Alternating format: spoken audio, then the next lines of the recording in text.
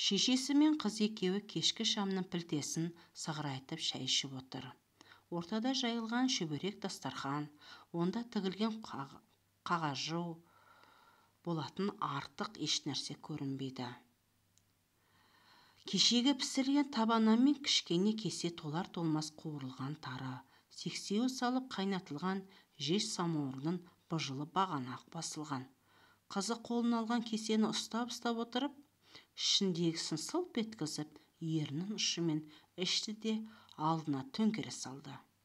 Қатима, тағы да ана сөкпен енді бір-екі кесе ішсейші. Түк ішпедің, аштан өлмексің бе? Ана қашарда бүгін ертең біз аулап қалар. Аққа да аузымыз тиер, деді шешесі шай ішкен соң терлеген маңдайын сүртіп, әрі беліндегі үнемі буып жүретін қара бөкебайын шеше үсті-басын жеңдегендей болып. Еш нәрсе жегім келмейді деп айттым ғой. Құрт қатқан бір нәрсе жегім келеді де тұрады. Оны қайдан табайық? Бағана мал суарғанда құдық басында ана өтегенің боқмұрын ұлы құрт сорып жүр екен. Ұялмай сол баланың аузындағы құртын сұрадым. Ертең сақа асық берем деп әрен алдым аузындағысын. Жүгермек өзі қазымыр. Қойшей, бермеймін. Мен құртымды берсем алдамай сақа бересің бе? Бұл құртты Сызық көкемнің үйіндегі жеңгем берген. Дәмі балдай. Сақа асық берем деген соң берейін деп біраз бәлсінді. Ұрқия осы сөзді естігенде қолындағы кесесін дастархан шетіне қоя салды да қызына: «Әй сорлы, баладан құрт сұрап нем бар еді? Әлденеге өкініш білдіріп, бала емес пе? Бүгін ол шешесіне айтады. Қатима ертең асық береді. Мен бүгін құрт бердім деп, ауылдың қатындары бәленің бәрін іздеп отырмай ма? Неғып Қатима құрт жегісі келіп қалыпты? Жерік қатындарша үйіндегі отырып, ана Нәсипа суылдыққа жеткізеді. Оны қойшы, Сейсенкүл есітпесін. Сейсенкүл білсе, бүкіл ауыл қатындарын көздері біздің үй жақ болады. Сенің шораяғының үйге келіп кететін әр жерде сөз қылып жүр деседі. Колхоздың белді активі бас есепші Шораяқ Шегірбай Қатимаға көз салып жүр дейді. Станцияға барсам дегенде өмір ешкімге бермейтін астындағы атын беріпті. Шегірбайдың атын Ұрқияның үйінің қорасында тұрғанын Әлима көріпті. Шегірбай Ұрқияның үйіне бір машина отын түсіріпті. Тағысын тағылар. Құлақ түрсен жетіп жатыр. Айтай берсін. Жұрттың аузына қақпақ бола алмайсың. Ертең мен Шегірбайдың басы байлығы қатыны болғанында көремін. Содан бәрін. Немене? Ол саған үйленемін деп ашық айтты ма өзі? Апа, мен күйдермеші. Айтатын адам мен емес ол. Мен оны сезіп жүрмін, өйткені екі қабатпын деп былш еткізіп бетіне айтып салды. Иә, ол не деді? Оңбаған, қуанар дегенмін. Сөйтсем абдырайды ғой, кәдімгідей жас жігіттерше. Деп ыңырсады жұрт, мұрты жыбырлап, темекісін есі кеткенше сорып. Жеңгеммен тұрғанына 7 жыл болды. Бір бала көтермеді сенен. Ал сен мені қыздай пайдаландың. Міне, енді өзінің бел балам болады. Қайта қуанбайсың ба бала көтергеніме? Неменеге абдырайсың деп үндемеген соң шап еттім. Сосын, деді шешесі шайын сораптаған күйі қызын одан әрмен тыңдап. Коммунистпін ғой, парт билетім бар. Коммунистер 2 әйел алуға болмайды. Бюроға салады, партиядан шығарады, жұмыстан босатады, деді ұялмай бетсіз. Иә, тағы не айтты, деді шешесі жағы қуаңқырап ыстық шайды одан әрі сораптаған күйі. Ендеше ана жеңгедей алғанымен әйелімен ажырасуға рұқсат бар шығар дедім. Өзім сөз бастаған соң ақырына дейін ойын білейін деп. Зибашпен бе? Ойбай-ау, ойлатсай қызбен қайдан қаңғытып жіберемін. Шиелдегі жалғыз ағасы былтыр өлді. Сіңлісі шеттей бала шағасымен, оның жағдайы жоқ.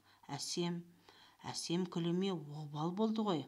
Өсіп келеді, өз қызымдай көкелеп жүрген ол қыздан қалай айырыламын? Жалғыз ағамның маған тапсырған көзі ғой. Иә, қыз да ана қатын қылып отырған жеңген де ағаның көзі. Әмеңгірлікпен үйленгенде ағаның әйелінің інісі алуға болмайды. Ескінің сарқыншақ әдеті. Мен коммунистпін деп сол кезде неге айтпағансың? Осыны айтып берші маған. Әлде аған тірі тұрғанда ақ жеңгене көз салып қойнына барып жақын боп қалып едің? Осының айтқаным сол екен. Шораяқ бар ғой. Апа, жаным шығып кетті.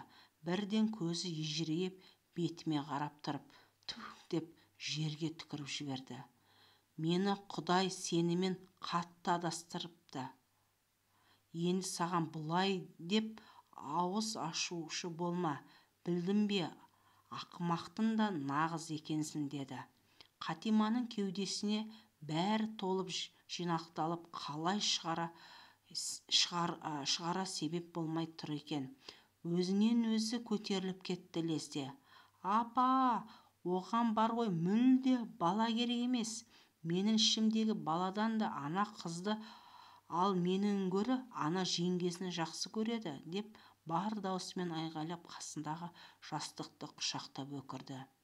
Ұрқия қызының қайыра тіл қатпады. Басқалай сұрақ та қоймады. Солқылдап жылап жатқан қызын одан бері бір нәрсе айтып жұбатпады да. Ішіп отырған шайының мәнісі бұзылды. Дастарханды жинап жез самаурынды үйдің бұрышына қоя салды да есік сықырлатты да ашып сыртқа шығып кетті. Қораға барды. Бұзаулайын деп тұрған қашарды байқап көрді. Көктемгіршілік кез, ауыл жұртшылығының бәрі кешкі астарын ішіп болып, шамдарын сөндірген бе, ешкімнің терезесінен жарық байқалар емес. Түн тынық, ауа таза, ал Ұрқияда ой тынық емес. Көңілі әлем тапырық таза еместін. Қатима жас қыз емес, тағдыры солай ма, тұрмысқа шықпай отырып қалды. Оның үстіне төгіліп тұрған ажары жоқ, шомбалдай қара, ерні де дүрдиіп бүкіл бет-аузын әлпетін бұзып тұр. Түрі де, денесі де еркек пішіндес. Қара күшке келгенде мықты, отынды да, суды да тасымалдайды. Оқу оқып та жарытқан жоқ. Мінезі де өзімшілдеу, көбіне тұйық. Жас кезінде біреуге артық бірдеңе болғанын қаламайтын, іші тар, қызғанышынан шек болмайтын 4-ші сыныптан кейін ілдәләп 7 сыныпты әрең бітірген. Осы қара шомбал қыздың отырып қалуына шешесінің де кінәсі бар. 7-ші сыныпты бітірген соң шешесімен бірге колхоз жұмысына араласты. Сол жас кезінде әскерден жаңа ғана келіп, әлі керзі етігін шешпестей гимнастеркамен жүрген көрші ауылдағы құрманың баласы сөз салдырды. Ұрқия оны тақыр кедей деп жақтырмады. Өзі жесір әйел болған соң жалғыз қызды қасынан ертерек жібергісі келмеді. Бұдан кейін шыны керек ауылдағы жігіттердің көңіл білдіргендері шамалы болды. Қатима өзі қатарлас қыздар тұрмыс құрғанда қатты қызғанды. Тойлары болып шақырғанда бармай қалды. Міне сөйтіп жүріп жасы 25-ке келді. Өзімен жасты сол қыздар қазір ақар-шақар отбасын құрып бала сүйіп отыр. Шындығында Ұрқия Шегірбайдың қызына өзі икемденген, Шегірбай тілінен де қолынан да бәрі келетін іскер, кісі аларлығы және де бар. Үйінде қызы бар деп сыйлай ма, әлде басқалай өз мінезі ме? Ұрқияны көргенде апалап, жағдайын сұрап тұрады. Өзі қаладан оқу бітірген. Ұрқия қандай оқу екені білмейді. Білімді санайды, қияқ мұртты, өнді жігіт. Бірақ мінезді, бетін бар, жүзім бар демейді, бетке айтады. Жасы 40-қа келіп қалды. Үстіне костюм шалбар киіп, үнемі колхоз бастықтың қасында жүреді. Беделі бар. Тек бір аяғынан сәл-пәл қысқа. Жүргенде шонандап жүреді. Кеміс аяғынан тізесі шалбарын шодырайтып көрініп тұрады. Жұрт содан шораяқ атап кеткен. Кезінде айтпағанмен сыртынан солай дейді. Колхоз бастық астынан бір жарау ат беріп қойған. Сол себепті аттан түспейді. Атының үстіне жазы-қысы ақ жабу жауып, кәдімгі сал-серінше ауыл ішінде салтанатпен жүреді. Осы ерекшелігі өзіне жарасады. Әке-шешелер ерте қайтыс болған. Әскерге барып келген жалғыз ағасы көпке дейін үйленбей жүріп, бір күні шиеліден өрімде сұлу қыз Зибашты алып келді. Барынша ұлан-асыр той жасағанда ел есінде қалды. Сол ағасы келіншегімен оттасқанына 2-3 жыл өтпей-ақ өкпе ауруынан Зибаш қызын туғаннан кейін қайтыс болды. Зибаш күйеуінің жылын берген соң жалғыз қызымен сол отын басында не қаларын, не кетерін білмей жүрген. Рулас аталары Зибашты төркін жағына қайыра жібермей, бұрынғының дәстүрі бойынша әлі үйленбеген Шегірбайға әмеңгерлік орны бар қайнысын қосты. Зибаш талдырмаш денелі, қай кезде де жүзі жайдарлы, шуағын шашып күлімсіреп жүреді. Мінезі үлкенге де, кішіге де жібектей. Ауылдағы жақын жуық ағайынның құдайы берсе той жасаса барлық жұмысына араласып, кішісіне жеңге, үлкенсіне келін болып сініп кеткен. Өзінің әдемі ән салатын тағы да бар. Қара торының нағыз әдемісі. Шегірбай екеуінің қайын жеңгелерінен бірте-бірте ерлі-зайыпты өмірге көшіп, жарасымды өмір сүріп жатқан ауылдың барлық адамдары риза болатын. Арамызда екеумізден бала болмады-ау деп екеуі ойлады, ойламады ма, ол жағы елге белгісіз.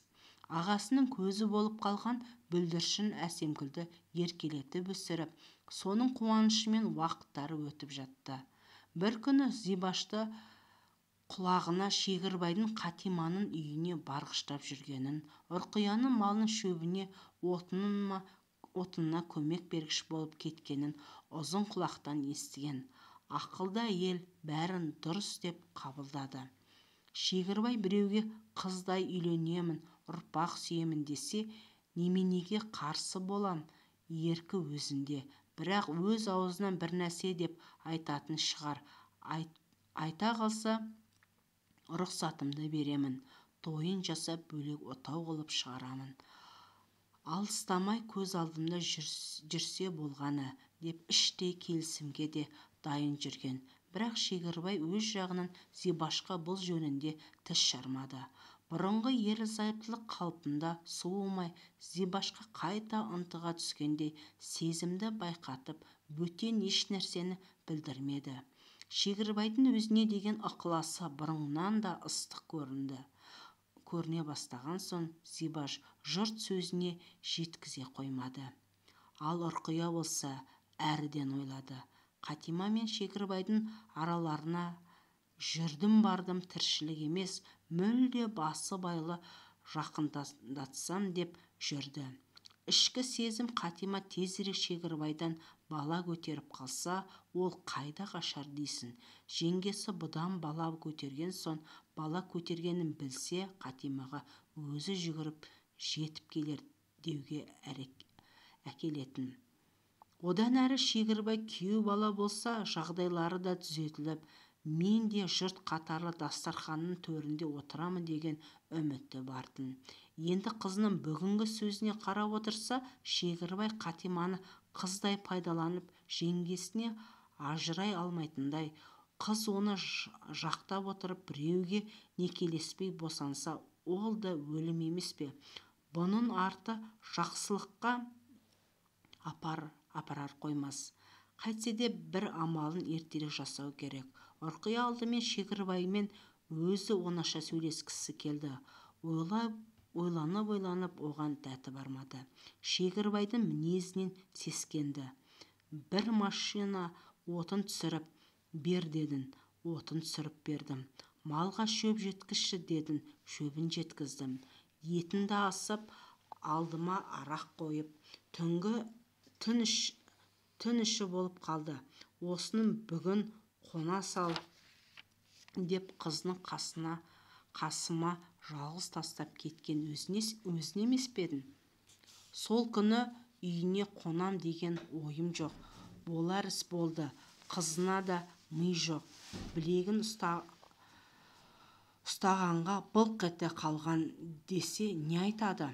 Түн ортасына дейін көз ілмеген Ұрқия Шегірбайға қалай да есе жібермей, еркек басын алдына иілдіруге ойлап шықты. Бір оқпен екі қоянды атып алсам бекен. Әй, осы дұрыс-ау, бұған бел шесіп көрейін. Болды, қорытынды бойы. Арада 3 күн өткен жоқ. Ал қашар туып, ұзын шайға қатып, сүт ішіп Ұрқиядан ерні аққа тиіп, көктемгіршілікте әлденіп жақсы болып қалды. Ал Қатима болса күннен күнге жерік асын құмары қанып, жей алмай әлсіреп жатып қала беретін болды. Ұрқия қызының ішіндегі баласын 3 айдан асып бара жатқанын мерзімінде біледі. Көктем күні болса мынау ұзарып келеді. Ертең жаз шықса, қызы қарнын қампитып қалай жүреді? Ақыры Ұрқия көкірегіндегі қарны әрі өте қауіпті ойлары іріктеп, оны осы дұрыс деп тұйықтап бір шешім жасады. Ол Зибаштан құтылу, шет жағасын қызына білдіріп, оған дайын болуды үйретті. Әдепкіде ойбай апа деп қалған қызы артынан сөйтсек сөйтейік деп өзінің мығымдығын білдірді. Ертесіне кеш қарая сәт Ұрқия қызына жүр киін деп әмір берді. Қатима киінді. Екеуі Шегірбайдың үйін бетке алды. Қызын шешесінің бірде қатарласа бірдене кейінірек жүріп, жүрегі қобалжысы да білдірмеуге тырысуда. Бұл ауылда қыстың соңы, көктемнің басында, қыстаудағы әр үйді күндіз тіршілікте, кейін кешкілік өз шаңырағымен өздері әуре. Әйелдер жағы керосинмен жағылатын пілте шамның қасында, жазда қырқып алған қой жүнін түтіп, ұршықтарын иіреді. Мектепке балалары барлар күнді сабақтарын қарауға шамасы келмей, бәрі сол пілте шам қасында сабақ әзірлейді. Темір пеш қызып, үй іші жылыған соң, ер адамдар тамақ ішіп бола сала бірден қорылдап ұйқыға кетеді. Шегірбайдың үйі дәл орталық жол бойында. Ұрқия оның көршілерін жайын біледі. Сол жақтағы көршісі соғысқа қатысып, жарымжан болып келген Теміржан, ауру кемпірі бар. Үйіне бір кірсе шықпайды. Ал оң жақта шеттей бала шағасы бар Тәліп. Шегірбайдың одан соңғы көршісінде тырқылдақ трактор айдайтын Құрман. Ол арақ ішкен күні көршілеріне маза жоқ. Бәрін боқтап, қайдағы жоқты қозғап, Жаман тракторды колхоз бастығы маған әдейі беріп қойған, айлығым содан аз деп әркімге шағымданып жүреді. Ұрқия осы Құрманнан және Тәліптің балаларын тынымсыздығынан сескенеді. Әке-шешесі өңшең шуылдақтарды бар далаға барындар шей десе болды, олар жас қыз демей далада ойнауға шаршамайды. Демек, ол балалар далада ойнаса, Ұрқия мен Қатиманың олар көреді. Бүгінгі кеш Құрман да Тәліптің балалары да тыныш, жым-жылас жоқ. Бұлардың жолы болды. Шегірбайдың үйіне жақындай бергенде Ұрқия артынан бұрылып қызына: қазір мына үйге келеміз. Ана қатынға Зибашқа деп атын атағысы келмеді. Бәрін айтамыз. Аяғының ауыр екенін, Шегірбайдың ол балаға әке екенін, деді Ұрқия қызына.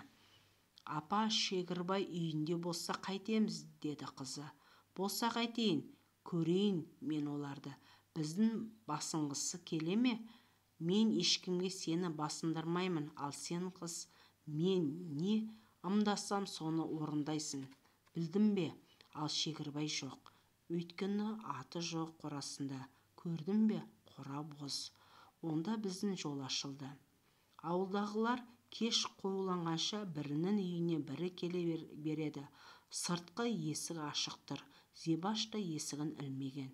8 жасар қызы кейде күні бойы далада ойнайды да, кешкісін тамағын іше сала бірден ұйықтап қалады. Бүгін де сөйтті. Қызы ұйықтаған соң Шегірбай жұмыстан келгенше шаш жауып ала қояйын деп, Зибаш ұзын бұрымын енді тарқатып жатқан. Сыртқа біреудің ішке кіргені сезілді. Тарқатылған бұрымын сыртынан орамалын байлай бергенде есіктен үйге кірген екеуді көрді. Апай, сіз бе? Сәлеметсіз бе? Қатима, жай жүрсіздер ме? Деп қалды Зибаш екеуінің кештетіп жүргенін сескеніп. Тіпті денесі сол сәтте тоңазып кеткендей болды. Ұрқия амандасқан соң сәлемді де алмады. Бағана біздің буаз 2 саулық адасып сіздің қорадағы малдармен бірге кетіпті деп естіп, рас па? Жоқ па, мал іздеп келдік, деді Ұрқия түсі сұрланған күйі. Апа, бізде уақ мал жоқ қой, тек сиыр ғана бар. Сосын төремнің аты тұрады қорада. Шегірбайдың қайын кезінен төрем деп атаған соң сол атымен әлі айтатын Зибаш. Шегірбайды төрем деп төбеге көтергенін қызғанып әрі өзіне қараған Зибашты әдемі сұлу келпінен көзі тайып іші күйген Қатима да қатқылдана: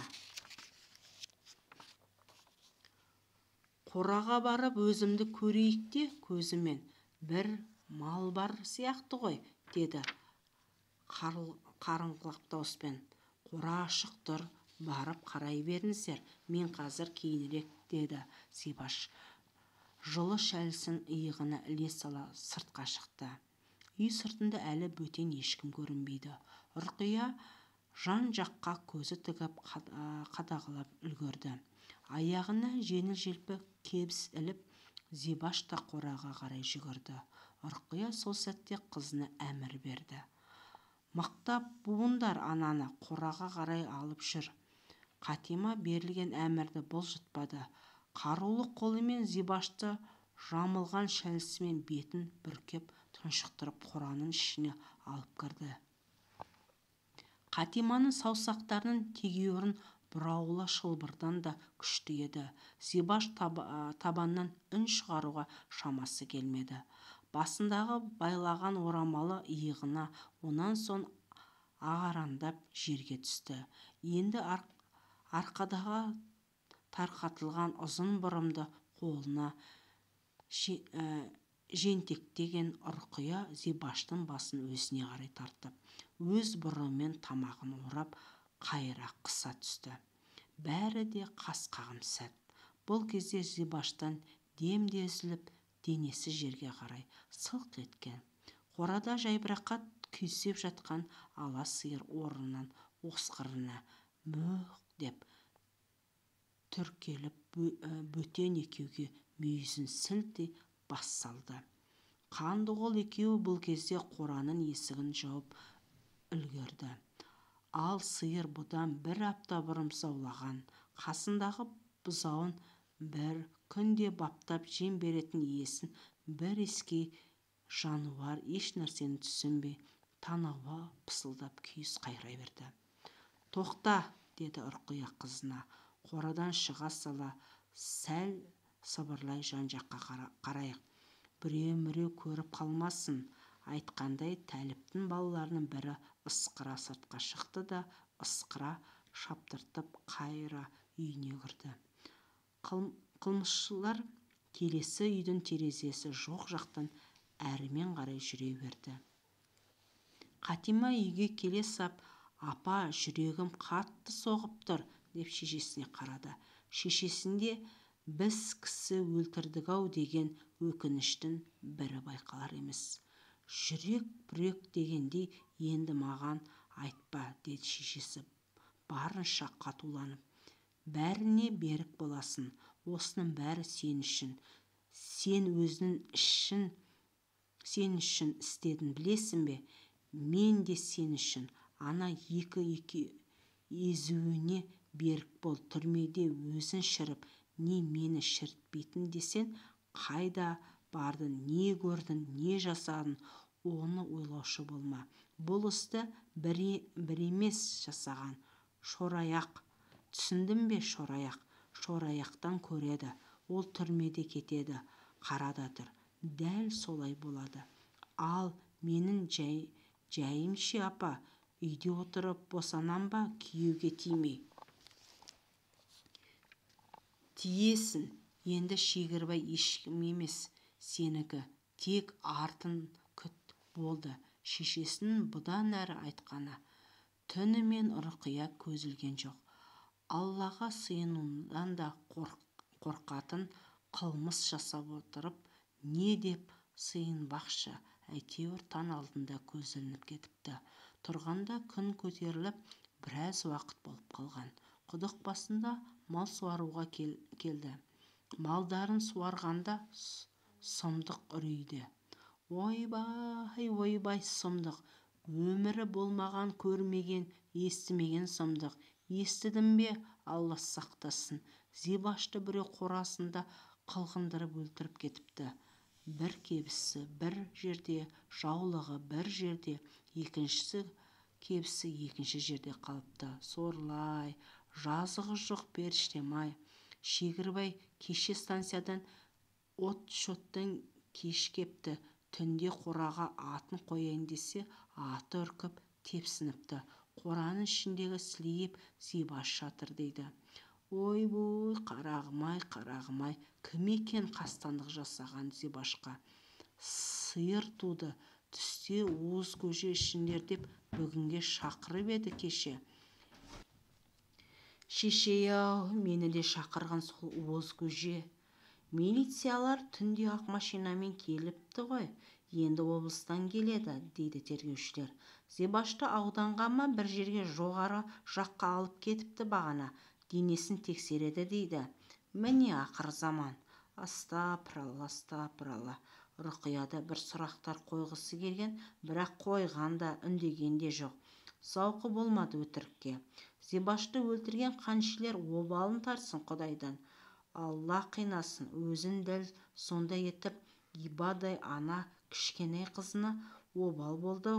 Байғұс-ай, шарқырап жылағанын айтсай, түнде ұйықтап қалған ғой, ешнәрсе білмейді, бала ғой. Шынды да Ұрқия болжағандай, Зибаштың өліміне Шегірбайдың кінәлап тексерушілер оны бірден алды-артына қаратпай қалаға алып кетті. Бұл алғашқы хабар. Ауылға кеше бір бөтен машина келген көрінеді.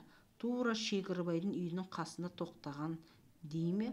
Құрманнан жол сұрапты ғой, Жезқазғанға қарай қалай шығуға болады деп. Тәліп айтты. Енді Жезқазғанның милициялары іздестіріп жатыр дейді. сол машинаны. Бұл екінші хабар.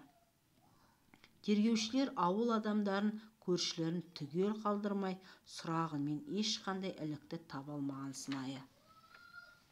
Үшінші күн дегенде ауданнан келген тергеуші жас жігіт Ұрқияның үйіне келді. Сұрағы мынау: ауыл адамдары Шегірбай мен Қатима арасында байланыс болған дейді, рас па?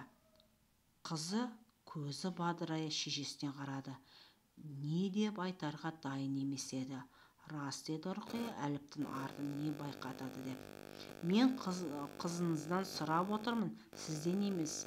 Рас, деді қызы шешесін қайталап. Зибаш, той ес ана өлген кісі аналардағы ол қатынасты білетін бе еді, деді тергеуші. Біледі, айналайын Зибашшан қызым, Қатимаштың аяғының ауыр екенін біледі.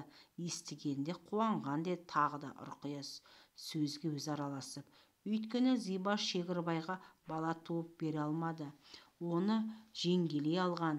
Менің Қатимашыма Шегірбай үйленгісі келген, ал оған Зибаштың өзі қарсы болған жоқ, рұқсат берген. Енді екеуін некелестіріп үйлену жағы қалай өткіземіз деп жүргенде осылай болар деп кім ойлаған, жарығым Зибашшан-ай, деп Ұрқия дауысын көтере жылап тергеушінің есін тандыра жаздады.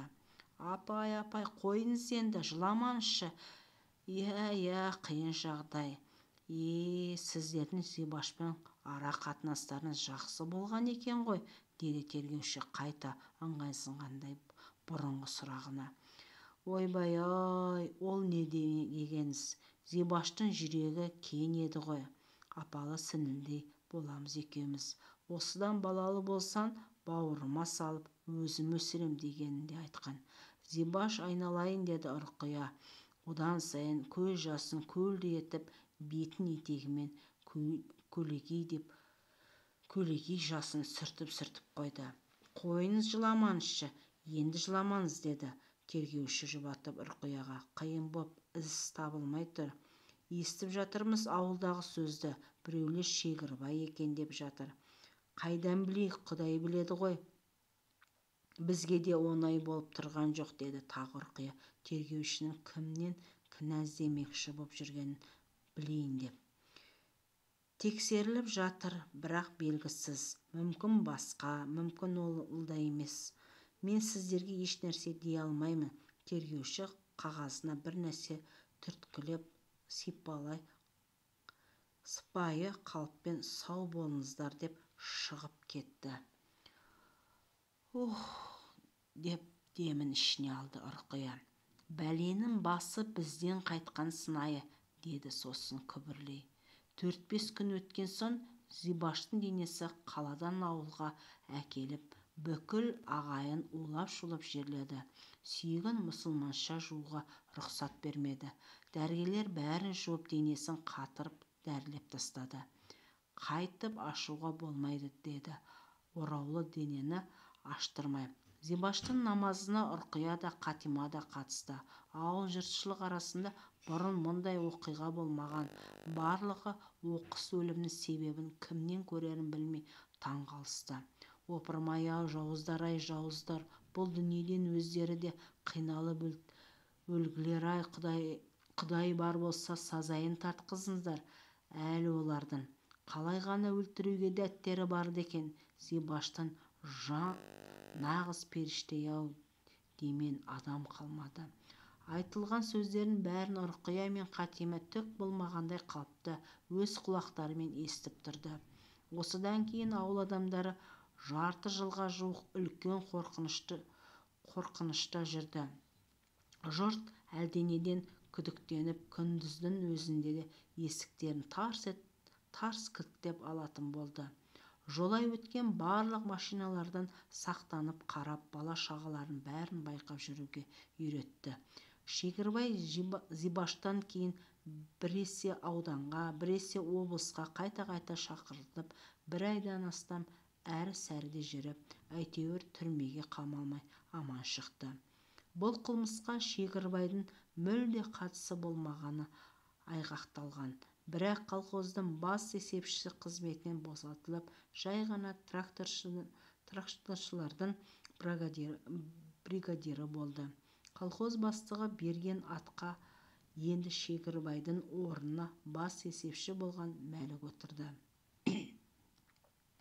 Енді Шегірбай ер салып астына бір қара есек мінетін болды. Қызы Әсемгүлді Зибаштан туған сіңлісі Шегірбайдың рұқсатымен Шиеліге алып кетіп, өз ауылында балаларымен оқытып жатты. Шегірбай үйде жалғыз болғанына қарамай, Қатимаға үйлену туралы не ниеті, не ойы болмаған былайғы жұрт сезді. Қатима болса сол жылы күзде ұл туды. Жұрт Шегірбайдан сүйінші сұраған екен, ол үндемеген. Бір ауыз тіл де қатпаған, тек темекісін сорған күйі мелшиіп отыра берген. Ұрқияның үйіне жалпы аяқ басып барған еш адам көрмеген. Бұл жайды ауыл адамдары бір-бірімен сыбырласа, әр саққа жүгіртті. Негізі Қатима баланы Шегірбайдан көтерген жоқ, Ұрқияның әшейін жабыстырып жүргені. Шегірбайды қайдам, Қатима сияқты ма, Ұрқияның өзіне келе ме, қазір танып болмайды ғой жас нәрестені. Әйтеуір үйленген ғой Қатимаға. Бір жағынан аяйсын Қатиманы, Құдай аясын. Араларында бір нәрсе бар шығар, кім білсін. Мүмкін Зибаштың өліміне Ұрқия мен Қатиманың қатысы болды ма екен? Қойшей, не дейді, рас па екен? Кім айтыпты? Кім айтатыны бар? Ұрқияны жалпы білмейсің бе? Зәлім қатын. Ол одан шығады. Зибаш өлсе Шегірбай Қатимаға қалады деп әріден ойласа ше. Астапыраллай, қой, мүмкін емес. Әлде мүмкін бе? Қойшей, осы әңгімені айтпақшы, жүректі ауыртады, бетінен аулақ. Уақыт жылжып араға 4 жыл салды. Шегірбайдың аяғындағы бұрыннан ізі бар ауру асқынды. Бірнеше мәрте ауруханаға түсті. Аяғымен ақсандап жүрмек түгілі орнынан көтерілудің өзі мұң болды. Тізеде дәрігерлер сүйек рагы бар деп тауыпты. Көршісі Тәліп адамгершілігі өте жоғарғы азамат екені таныпты. Өзі, әйелі, шүпірлеген бала-шағасымен бәрі Шегірбайдың күтіммен қарап, имандылық жасап отыр. Ана баланы Шегірбайдан тусан апарып көрсетсейші, ауруына шипа болар деп ақыл беріпті Қатимаға біреулер. Қатима мұны шешесіне айтты. Апарсақ апарайық, көзімен көрсін, бәрібір жаман ауру дейді ғой, өлер алдында бір көріп қалсын баласын.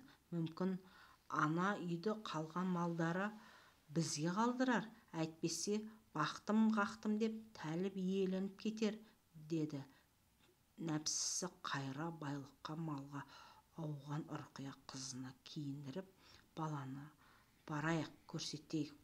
Шегірбайдың қасына көңіл сұрап барған бірнеше ауыл адамдары отыр екен. Шәке, басыңызды көтеріңіз, мына кішкене бала келді, Ұрқия мен Қатимамен демей ме, көптің ішінен біреу балаға қарасын деп. Басы көтермек түгілі Шегірбай бетін де бұрмады.